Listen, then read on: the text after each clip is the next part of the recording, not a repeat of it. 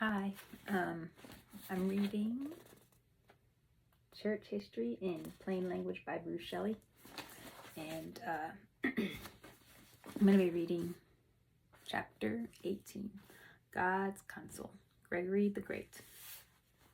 And we actually have this. It's a timeline. Okay. Early in AD 590, Rome was in agony. The city suffered through the tragedies of floods and the atrocities of war, only to be smitten by the relentless spread of the plague. Men, women, and children felt hardly more than a little soreness of the throat. Afterward came the black eruptions and a swift death. The carts were piled high with corpses. People went insane. Rome became a desert, and the Pope himself, Pelagius II, died screaming in agony. Rome, for 6 months, no pope ruled in St. Peter's Basilica. When church leaders decided to elect a monk named Gregory, he refused the office and even fled from the city, hiding in the forest until he was found and dragged back to Rome. After notifying Constantinople, officials consecrated him St. Peter's successor on September 3rd of 590. Gregory was a most unlikely candidate for greatness. 50, balding, and frail, he had no craving for the papal office. He complained that he was so stricken with sorrow that he could scarcely speak. Yet he began his administration with a public act of humiliation because the plague had taken the life of his successor. 7 processions filed through the streets for 3 days. Prayers were said, hymns were sung, but to no immediate avail. The plague continued to ravage the city. Then, mercifully, it seemed to subside. A later legend traced the staying of the calamity to Gregory's action and told of the appearance of the Archangel Michael, who put back his drawn sword into its sheath over the mausoleum of the Emperor Hadrian. Since that time, Romans have called it the Castle of Saint Angelo. They adorned it with the statue of an angel. Tourists can still find it on the banks of the Tiber. Rome was a symbol of the continent. What we now call Europe arose like a phoenix from the blazing ruins of a devastated empire. And more than any other force, it was Christianity that brought life and order out of the chaos. We also have a picture. Castle of St. Angelo, Rome, Italy. Bam. Okay. How? What did Christianity bring to the devastation to erect a new order called Christian Europe? The church enlisted the Celtic and Benedict monks to serve as a spiritual militia for winning the barbarians to the Christian faith. It turned to the papal office to provide some stable structure for a new way of life, and it read and recounted the ideals of Augustine's theology to maintain a framework of spiritual meaning. No man mastered these instruments of the future better than Gregory. In his book, Pastoral Care, Gregory stressed that the spiritual leader should never be so absorbed in external cares as to forget the inner life of the soul, nor neglect external things in the care for his inner life. Our Lord continued in prayer on the mountain, Gregory wrote, but wrought miracles in the cities, showing to pastors that while aspiring to the highest, they should mingle in sympathy with the necessities of the infirm. The more kindly charity descends to the lowest, the more vigorously it recurs to the highest. The words were autobiographical. When Gregory died in 604, worn out after 30 years of prayer on the mountains and miracles in the cities, his epitaph proclaimed him God's Consul. Thus the name of the chapter. It was a singularly appropriate description of the man who had exerted himself to the uttermost to be solely God's, while ruling church and world like a Roman statesman, the last of his line. Not long after his death, the church came to speak of him as Gregory the Great, and in a time, I lost my spot. And in time, the Catholic Church added his name to those of Augustine, Ambrose, and Jerome to speak of the Latin fathers of the Church. In terms of intellectual powers alone, Gregory probably doesn't belong in such company. But he combined great executive ability with warm sympathy for human need. And if goodness is the highest kind of greatness, then the church moved rightly in according him the title great. Certainly no other man or woman better represents the early Middle Ages. Gregory was born about A.D. 540 into an old and wealthy senatorial family of Rome and was educated for government service. He could hardly have stepped onto the pages of history at an angrier time. In his childhood, Rome changed hands over and over again. He was 14 in the year 554 when Narses became viceroy of Italy under Emperor Justinian in Constantinople. Then, at last, with the Visigoth rule over Italy destroyed, a few brief years of peace followed before the savage Lombards began their campaign of burning churches, slaying bishops, robbing monasteries, and reducing cultivated fields to a wilderness. Rome was clearly no longer the metropolis Ambrose and Augustine had known. The city of the Caesars was fast becoming the city of the popes, and it was Gregory's fate to appear at the hour of transition. Just taking a drink break.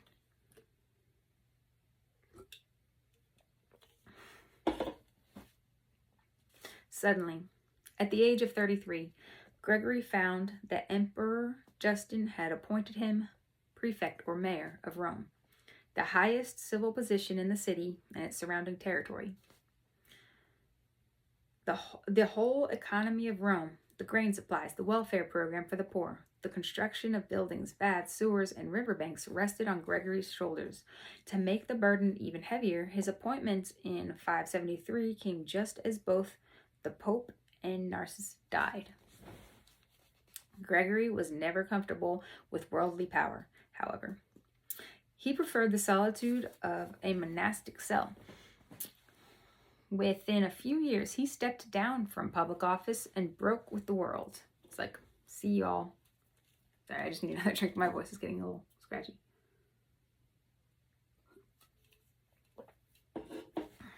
Okay. Gregory was never comfortable with worldly power, however. He preferred the solitude of a monastic cell. Within a few years, he stepped down from public office and broke with the world. Upon the death of his father, he spent the greater part of his personal fortune in founding 7 monasteries. He distributed the rest in alms for the poor, then laid aside all vestiges of rank and transformed his father's palace into a monastery dedicated to St. Andrew. He exchanged the purple toga for a coarse robe of a monk, and began to live with extraordinary asceticism, eating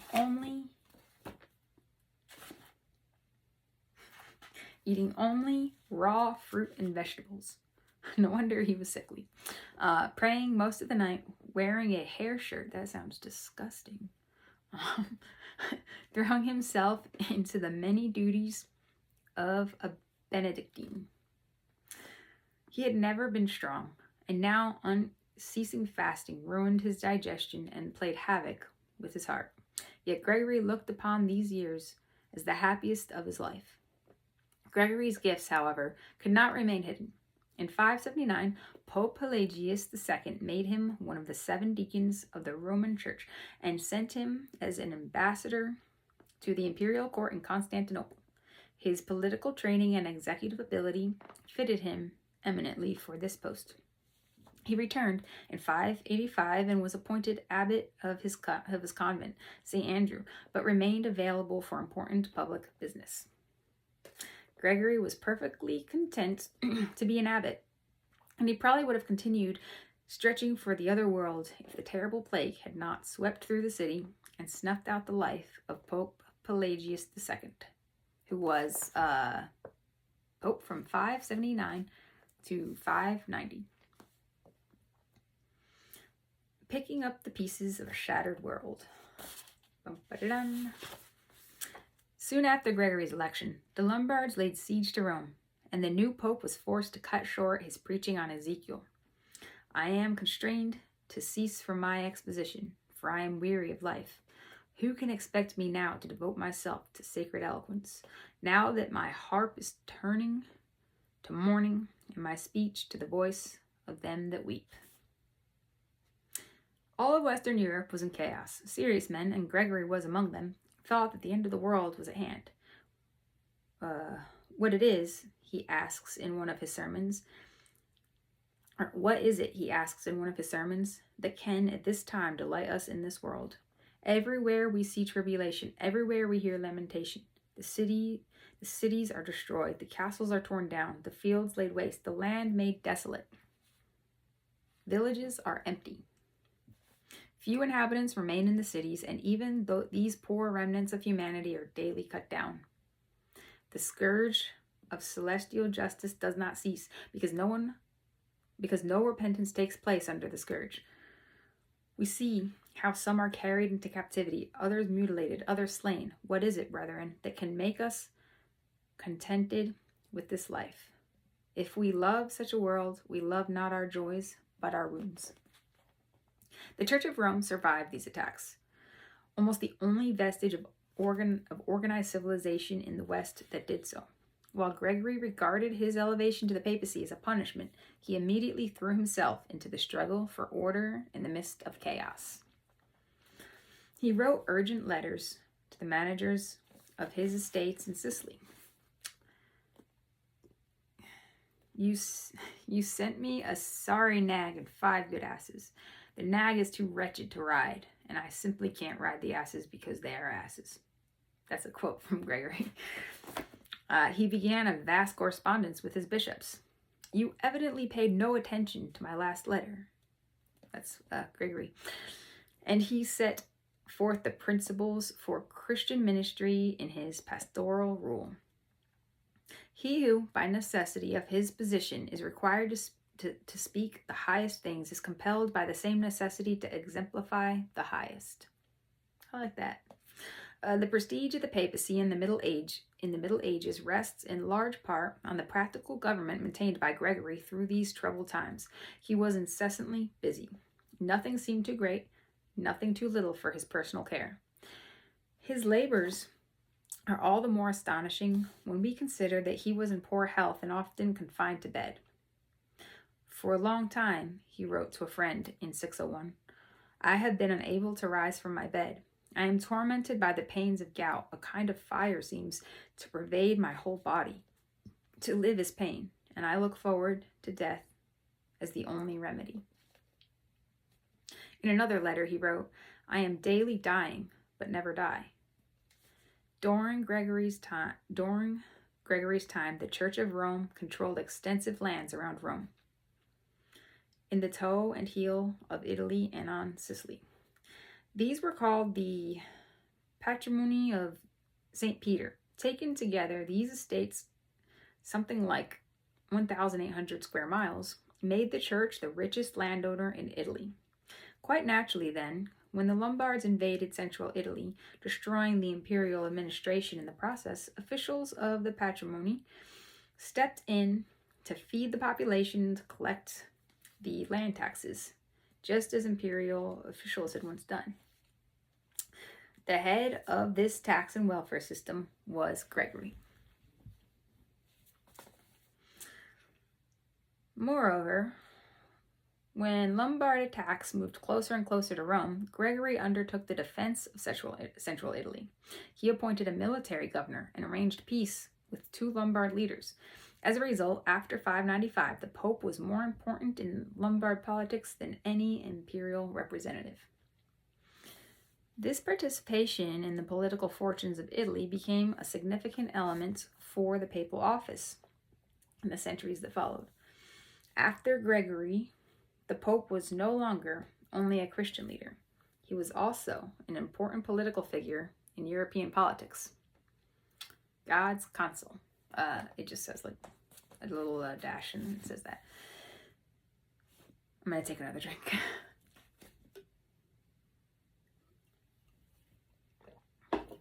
Okay. Gregory's vigorous leadership magnified the authority of the papal chair. One significant clash with the Patriarch of Constantinople reveals his view of the office. In his letters, John IV, the Patriarch, repeatedly used the title Universal Bishop. It was an honorary title given to patriarchs by the emperors Leo and Justinian and confirmed to John and his successors by a Constantinopolitan synod.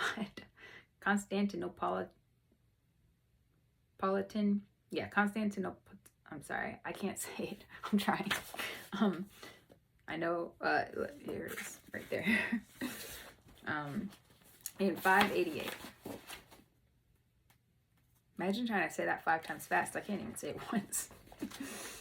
Okay. Gregory, however, was provoked and irritated. Let me reference back. He's talking about the title Universal Bishop. And it says here, Gregory, however, was provoked and irritated by the assumption of his Eastern rival. He strained every nerve to get the title revoked. He characterized it as foolish, proud, profane, wicked, pestiferous. I want to find a reason to use that word just because I like saying it. Pestiferous, blasphemous, and a diabolical usurpation, and compared anyone who used it to Lucifer. Dramatic, but I also get his point. He threatened to break off communication with the Patriarch. He called upon the Emperor to punish such presumption. In opposition to these high-sounding titles, Gregory called himself simply the servant of the servants of God. This became one of the standing titles of popes, although it sounds like irony when linked with later astounding claims. When a churchman addressed Gregory himself as Universal Pope, Gregory strongly repudiated the title, saying, "I have said that neither me nor anyone else ought you to write anything of the kind. Away with words which inflate pride and wound charity." On the other hand, while Gregory protested high-sounding titles, he claimed and exercised, as far as he held the opportunity and power, oversight over the whole Church of Christ. No wonder, therefore, that the successors of Gregory had such scruples in using even more arrogant titles than the one against which he so solemnly protested with the warning, "God resisteth the proud, but giveth grace to the humble." To Gregory, pride was a vicious hound that dogged him relentlessly. He speaks of it so often that he was clearly obsessed with it. He sees pride in all its moods. In his commentary on Job, called Moralia, he examines it from every angle. Pride, which we have called the root of vices, far from being satisfied with the extinction of one virtue, raises itself up against all the members of the soul, and as a universal and deadly disease, corrupts the whole body. It is clear that Gregory himself suffered from the disease. All his frenzy, the continual urgent letters sent all over Christendom, the determination never to rest for a moment, all these seem to spring from his knowledge of his own pride, from his desperate desire to face the evil and vanquish it. Such a lifelong struggle was in perfect harmony with his dedication to monasticism. Missionary statesman. With Gregory, monasticism for the first time ascended the papal throne. He continued the austere simplicity of monastic life, surrounded himself with monks, made them bishops and legates, confirmed the rule of St. Benedict at the Council of Rome, guaranteed the liberty and property of convents, and by his example and influence rendered the highest service to the monastic life. A story circulated, probably part fact and part fiction, that Gregory, before he assumed the papal office, happened upon 3 young English boys for sale in the Roman marketplace. Gregory was immediately attracted to them. Alas, alas, he explained, that such bright faces should be slaves of an inward darkness. So beautiful they are, and yet their minds are sick and without God's grace. He asked the slave owner what nation they came from. They are Angles, answered the man. Yes, indeed, Gregory went on. They have the appearance of angels, and they should be co-heirs of the angels in heaven. What province do they come from?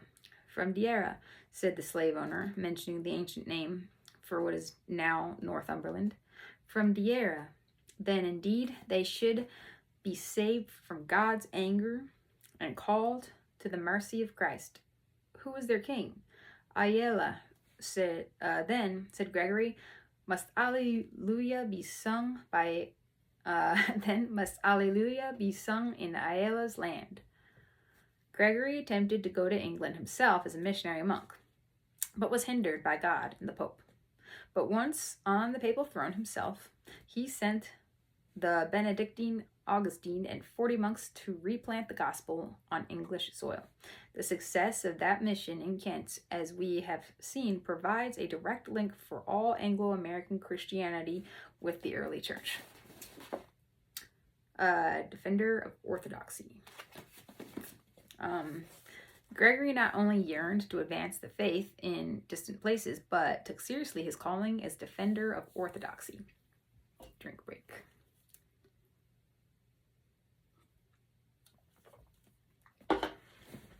Okay. Gregory not only yearned to advance the faith in distant places, but took seriously his calling to defender of orthodoxy. His teachers in the faith were Ambrose, Augustine, and Jerome, but he lacked their intellectual abilities. He contributed no new ideas and created no epoch in theology, but he formulated the common faith of his day and handed it on to the Catholic Church of the Middle Ages. This faith embraced not merely the official pronouncements of the councils and the teachings of the fathers, but also the notions of the illiterate populace, often crude and superstitious, at times even pagan. Pagan. To this mass of material, he lent the weight of his authority, and as a consequence, it became an integral part of the faith of the Western Church, of theologians and bishops, as well as of monks and laymen. It is impossible to follow the thinking of the Middle Ages without the guidance of Gregory. In his Doctrine of Man, as it was called then, Gregory stressed that Adam's fall affected all his descendants, weakening but not destroying their freedom of will. Thus, once someone has been moved by grace, he or she may cooperate with it and win merit for themselves by their good works, which are the joint product of divine grace and human will. In baptism, God grants forgiving grace freely without any merit on a person's part. But for sins committed after baptism, a person must make atonement by penance, which is simply a form of punishment inflicted by the person himself instead of God. For either man himself by penance punishes sin in himself, or God, taking vengeance on him, smites it. That's a quote from Gregory. Penance involves repentance, which must be sincere and of the heart, and also confession and meritorious works. So, not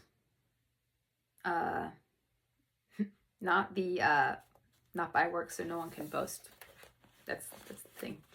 The meritorious works, without which penance is not complete, are deeds involving sacrifice or suffering, such as almsgiving, ascetic practices, and prayers at all hours of the day.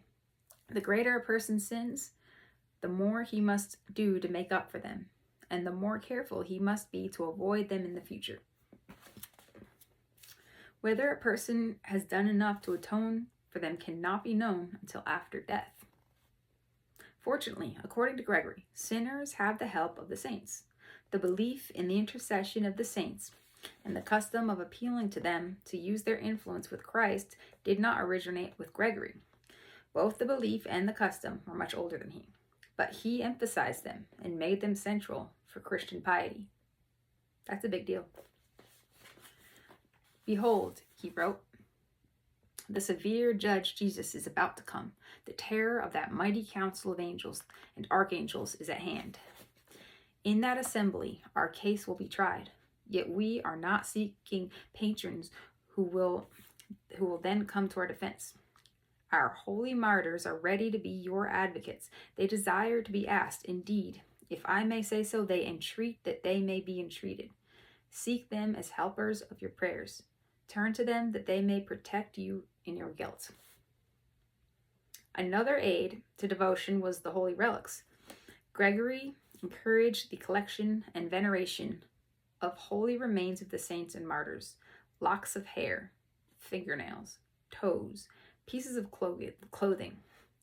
Gregory taught, and most of his contemporaries believed, that these items possessed great powers, including that of self-defense.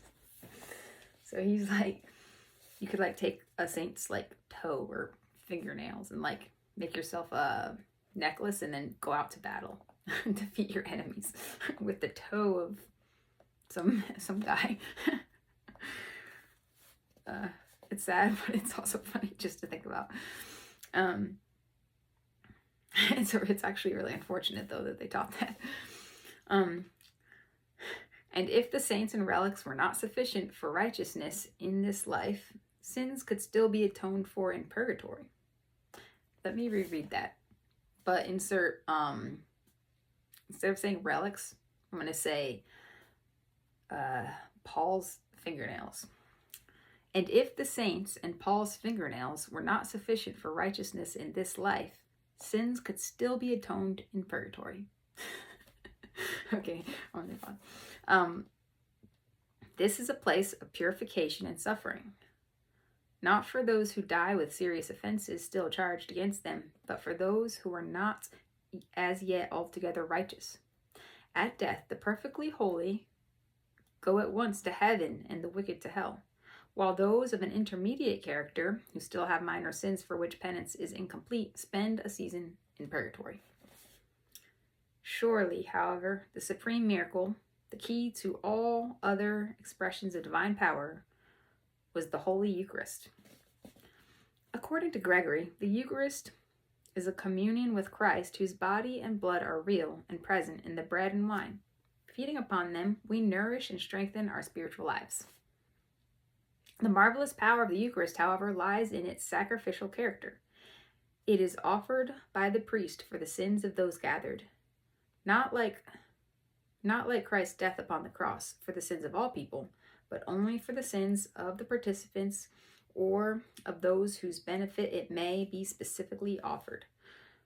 For these, it has the same effect as penance, taking the place of a certain amount of suffering that the sinners would otherwise have to undergo because of their sins. It may benefit the dead as well as the living. The dead, that is, in purgatory, not in hell. If offered for anyone in purgatory, it will hasten their time of release. So, like, basically, somebody can take communion for another person who's in purgatory, and it will, like, make it so that they get out faster. One of the better examples of Gregory's belief in the power of the sacred Mass is found in his Dialogues. It's like another book he wrote. While the incident is a bit long, it serves as a revealing picture of medieval piety. After telling of the death of one of his monks who had been found guilty of hoarding money and had been severely punished, Gregory writes, 30 days later, I began to feel strong compassion for the deceased justice. As I considered with deep anguish the penalty he was enduring, I thought of a way to relieve him of his suffering.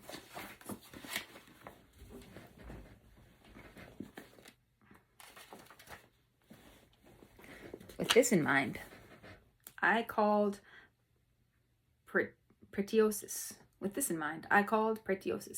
prior, and said to him sadly, Justice has now been suffering the torments of fire for a long time, and we must show him our charity by helping as much as we can to gain his release. That means, like it says here, he says, suffering the torments of fire. That means that purgatory is supposed to be like a place where there's fire. Okay, or at least, like, I guess purgatory is like set up differently depending on the sins that a person committed. So it's almost like each person's purgatory is like their own universe, or like their place in purgatory. Anyway, weird idea. But justice has now been suffering the torments of fire for a long time, and we must show him our charity by helping as much as we can to gain his release. Beginning today, offer the holy sacrifice for his soul for 30 consecutive days.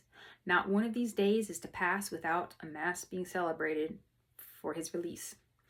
The prior obediently accepted the instructions and left. Days passed, and being busy with other affairs, I lost count of them. Then, one night, Justice appeared to his brother Copiosus, who asked him at once why he came and how he was. Up to this moment, I was in misery, he said, but now I am well, because this morning I was admitted to communion. Copiosus hurried to tell the monks the good news. Taking exact count of the days, they discovered that this was the 30th consecutive day on which Mass had been offered for him. Previous to this, Copiosus did not know that the brethren were offering Masses for justice, nor did the brethren know that Copiosus had seen him in a vision. At the very moment, therefore, when they became mutually aware of what had taken place, they realized that the vision and the completion of the 30 Masses occurred at one and the same time. They were now convinced that the brother who had died was freed from punishment through the sacrifice of the Mass. The doctrine was widely accepted in the Western Church from Gregory's time on, and helped to give its peculiar tone to the Christianity of the Middle Ages. That's interesting.